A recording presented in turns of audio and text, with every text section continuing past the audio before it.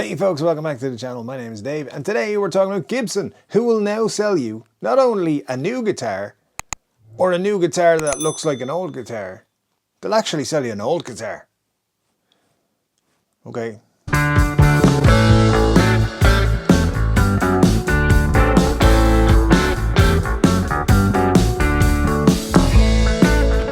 Yes folks, thanks for joining me. We are talking today about Gibson's brand new Certified Vintage program. There's a lot to talk about, even though there's only 5 guitars in it so far, but there's news, there's rumors, there's talk. So let's talk about all of that. While we get into it, if you could hit that subscribe button and the like button, do those things, that'd be super cool. Leave a comment as well, whatever you think about this program or these guitars or what you think might be coming down the road. I'm going to start off this video by saying I have been involved in a number of discussions over the years that have mentioned the mysterious Gibson Vault. Basically, my understanding is that there is a warehouse somewhere with buttloads, yes, buttloads of Gibson stuff that we have never seen. Prototypes, small runs that never went anywhere, that were kind of rejected after the first 10 or 15 were made. Just old stock they never sold. And if all of that's true, that there's some cool stuff in a warehouse somewhere, this might be the start of it finally coming out and some amazing things coming down the road. Now, there's going to be a Gibson tax put on top of these prices because that's what they do. They're there to make money, not to make great instruments anymore. But there could be some amazing things in that Gibson Vault warehouse thing. And yeah, so I'm excited. I'm excited by this because I do love Gibson guitars, particularly old ones. So it'd be cool to see what they've got. Now, a couple of things that Gibson have said. They are thoughtfully chosen and authenticated vintage instruments. I just wish Gibson would forget about the word authentic and authenticated and so forth. They should just stop using those words. Shouldn't use them. Because nobody will ever forget that video. Never. It's the internet, after all. Let's start things off with probably the big daddy of them all, the 1959 Les Paul Burst that they had or still have in the collection, that you can buy probably for £10 billion or dollars or euros. I haven't checked the price. And most of them didn't have a price listed, to be honest. Gibson Verified Vintage 1959, so they've approved that this is a 1959 guitar. It's the most interesting of them because it's the holy grail, pretty much, right? This is one of the most famous guitars in the world. This particular one sold for a world record at one point, and Gibson now own it, and blah blah blah.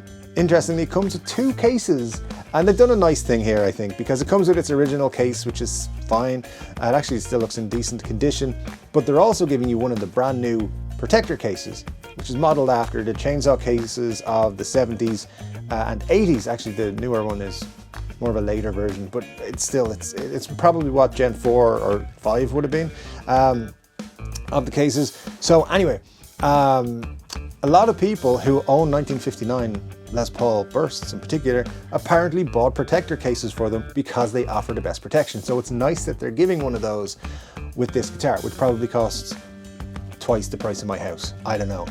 You do also get a second guitar, which is interesting. You get a made-to-measure guitar, Murphy Lab or VOS or whatever you want. I presume you would get a replica of this guitar, so you can not worry about your investment guitar quite so much. Made-to-measure guitar is going to be expensive anyway. You get an invite to the Gibson Garage, which is cool because I didn't know you needed an invite. I guess you get a behind-the-scenes tour, which is a fun thing to add as well. If you're paying 400, 500,000 for a guitar.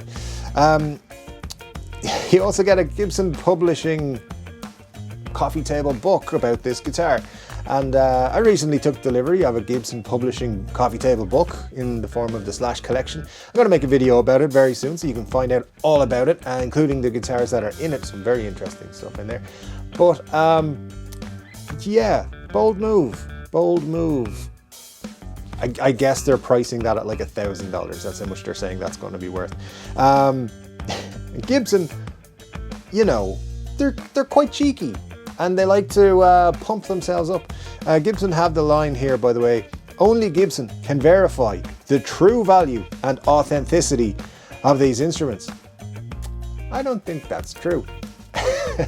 I think only Gibson, you know, can sell these for like 10 or 15% more than market value.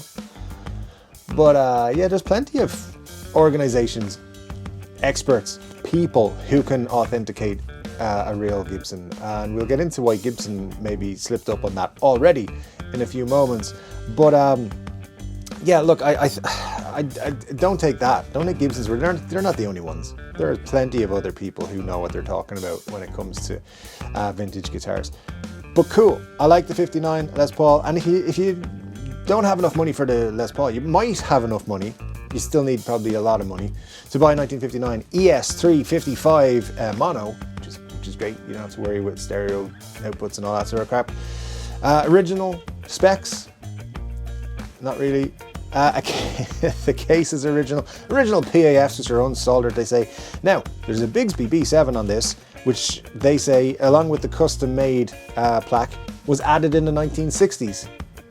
Now, Gibson, who authenticated this guitar, and only Gibson can authenticate it, said that it was likely carried out in the Kalamazoo factory. But how did they know? They don't know, because they would say definitely proof of it was done in Kalamazoo, so it's likely. So Gibson, not original specs for this guitar, my friends. And also, you can't authenticate it, don't put it on the piece of paper. You don't know. Anyway, rolling on. They also had a 1961 SG. Very cool. I like SGs, you know I do. I like 1961, it was a good year. Not that I was there. I mean, I wasn't born for another 21 years. But anyway, sold with its original case. No additional cases with this one. Nothing too fancy about it. PAFs, Les Paul truss rod cover. That's all. There's nothing too exciting about that one listed, but a very cool example of a 61 SG indeed. Then you roll on, you got a 1956 Les Paul Jr. Very cool. Looks like it was beat to hell. Like, it looks like it's been through the ringer a couple of times. These aren't cheap anymore. They used to be kind of cheap. You used to be able to pick one of these up for like, I don't know, $5 maybe. It's a long time ago, I will admit, like 10 years ago, maybe more. But this is sold with a modern custom shell case and its original alligator case, and you know, the chipboardy case. But it's cool. It's a great looking guitar. I think Gibson. I think I heard that they were looking for like 10 to 12,000 for this, which is kind of market value at the minute. You can pick them up for less, but I don't know. You're getting all the extra stuff like the lifetime warranty and stuff like that again with these now. But what I'm really excited about is they've added a 1982 Modern to the vintage collection. So the question that we've had on this channel a few times, is a 1982 guitar vintage? According to Gibson it is, because it's in the verified vintage or certified vintage collection. So here we go. This is an indication that we might have something special coming with the whole Gibson Vault thing, because this has apparently been in the Gibson Vault for 40 years. They say it's mint condition, new old stock. They did have a price on this, by the way, $12,500 of the US dollars. Interestingly, they say there are rare guitars and there are unicorns. Well, Gibson, my friends, yeah, a Modern would be a unicorn if it was made in 1958, because that's the unicorn. We don't even know it exists. But anyway, the 1982 one is rare. It's not a unicorn, it's rare. It's mildly rare, medium rare, I think would be a good description of it. Yeah. Anyway, you do get a lifetime warranty and a new certificate of authenticity, signed by Mark Agnesi, by the way, because that's what you want with your vintage guitar. Anyways, only Gibson can verify the true value and authenticity of these guitars. Except they can't always because they're not really sure of some of the details. But that's fine because you just take their word for it and Play Authentic. By the way, there's t-shirts down below there with Play Authentic on it. You can pick them up if you like the look of them. And you can also check out the Patreon for the channel if you want to be cool. Videos go out early and there's bonus content over there too. I like this. I like Gibson's move here. I'm not criticizing Gibson really. I like to poke fun at them. You guys know I do. I like this move. I like vintage guitars. I would spend more time looking through vintage guitars and trying to expect myself to be able to play vintage guitars than new guitars. I just like the vibe of vintage guitars better. I do love new guitars too, but hey. So this speaks to me a lot, and the whole idea, all this week I've just been remembering conversations about the so-called Gibson Vault that people would talk to me about. And we'd have conversations like, imagine if they had this, imagine if they had that. And it could be true. There could be a warehouse with just some really cool stuff in it. Yeah. Anyway, we can only dream. Hopefully they'll bring it out. Let me know what you think about Gibson selling old guitars alongside their new guitars that they make look like old guitars. And then of course, they're new guitars. They're kind of, yeah, anyway. Well, hopefully something cool is coming. Thanks so much for joining me. Let me know what you think in the comment section below. I'll be back with another guitar related video very soon. But until then, take care.